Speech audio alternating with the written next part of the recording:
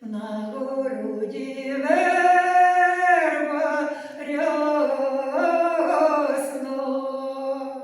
на городі верба рясна, там стояла дівка красна. Ти капуста, ти розсада, що чорнява дівчинонька до сада, що чорнява дівчинонька до сада.